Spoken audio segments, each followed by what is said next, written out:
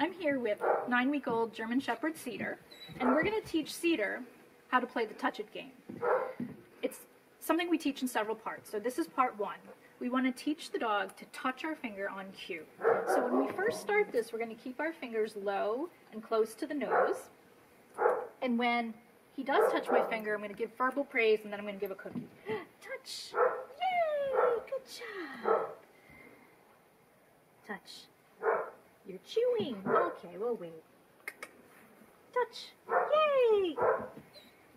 Now, if you'll notice that Cedar is touching, but he's using his teeth on me, so I'm going to be really careful in the next couple ones to wait until his nose touches me and not his teeth, because we don't want to teach him to do that on cue. Ready? Touch.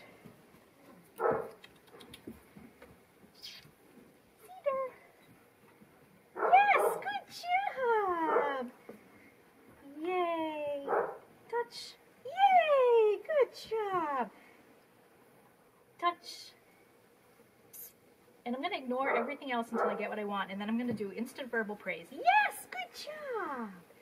Yay, good job. So what we want to do with our puppies is get them to be really good at doing that before we do step two. So I mentioned before, this is a two-stepper. We teach them to touch our fingers first, and then we're going to graduate that to touching objects. And this is going to get us closer to using this as a socialization tool. So you're with your dog or your rescue dog, whoever you're teaching, you want to get them pretty rigorously and easily touching your finger before we go to step two. Step two is a separate video in a second. Let's try it one more time with Cedar. Okay, ready? Ready? Woo! Touch. Yay! Good job. Touch. Yay! Good job. And we really want to be fun. It should be a fun game that we're playing. Cedar. And when they get better at it, Cedar's starting to get a little tired. But when we get better at it, you can move your finger further away. Cedar, come here, touch. Come on. Oh, you're getting tired. Come on. Oh, yes, good job. So play that tap your finger game for a little while. Again, it may take a couple days, depending on how quickly your dog learns it. And when you're done with your dog tapping your finger, watch video 2.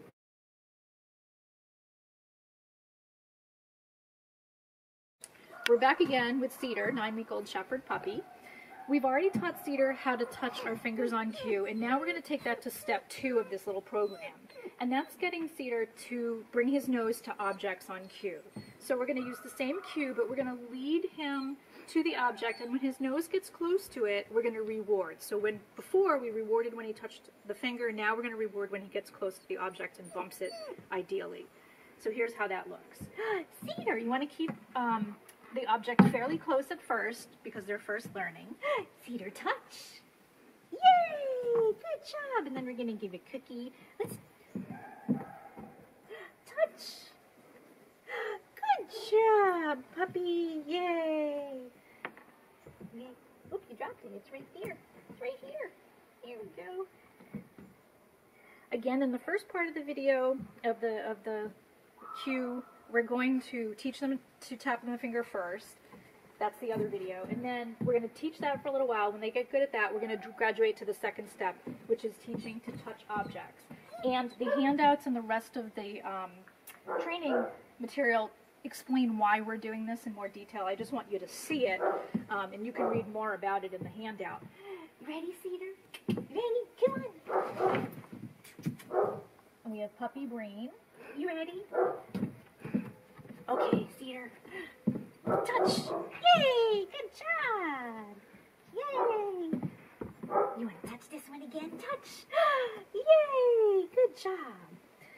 And again, this is second part of the touch it game. So we're going to use this game to socialize our dogs by inviting them to explore new experiences. So we teach it on the finger first, then we tap objects. And you'll notice that the objects that I have here are pretty innocuous. They're things that are not going to bother Cedar at all, nothing he's really worried about. That's how we start this. So we want them to make this a fun game. Touch this, touch that, touch this. So when you're teaching the touch it game, we want to make sure that it's only fun, happy objects. So if you're thinking you want your dog to touch the vacuum cleaner and they're terrified of the vacuum cleaner, we're not there yet. We might get there with this eventually, but first we have to play the game on fun objects. So I would lay some stuff out in your house that is, as your dog would probably touch anyway, and just do your touch game. Once you get that part done, and they're touching objects and they're having a good time doing it, we're going to start to bring in objects that might be a tiny bit worrisome. So perhaps this umbrella might be worrisome. Now Cedar doesn't seem to have a problem with it. Cedar, touch. Cedar, touch. Boop, boop, boop. Yay! Good job, little cookie, for that. Now you can see Cedar did a little spook there, so a little worried about it. So now we're going to get him to re-engage with this, with our touch. You ready, Cedar? Here. Me? There's your one. Touch.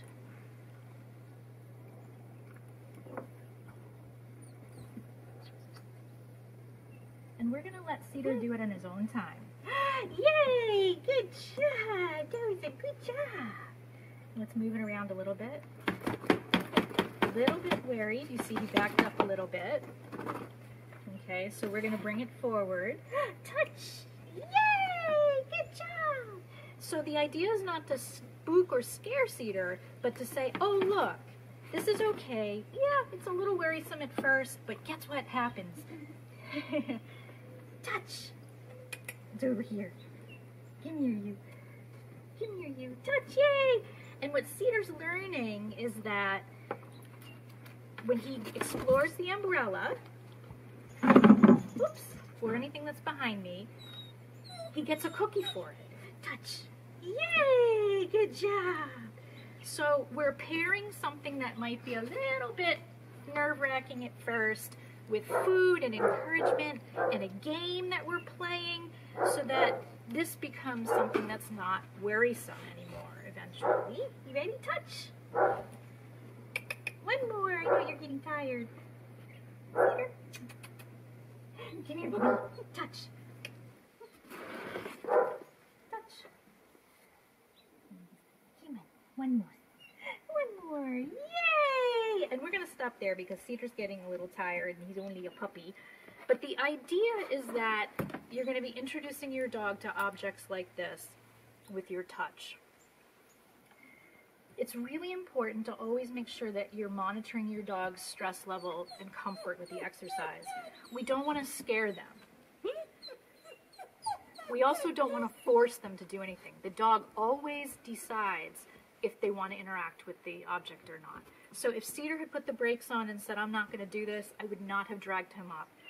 I might try it another day, or I might get him to go halfway, but he always decides when he wants to move forward and check it out. We're encouraging with the tap of the finger. So you want to play that game on mildly worrisome objects, and then you start to build up to things that are a little bit more worrisome as your dog gets better at it. It's also important, too, to keep playing the Touch It game on all sorts of fun stuff at the same time. So I'm going to alter it. I'm going to do fun stuff and maybe something you're a little worried about. And what we're doing is we're building a tool to get Cedar to explore new things on cue.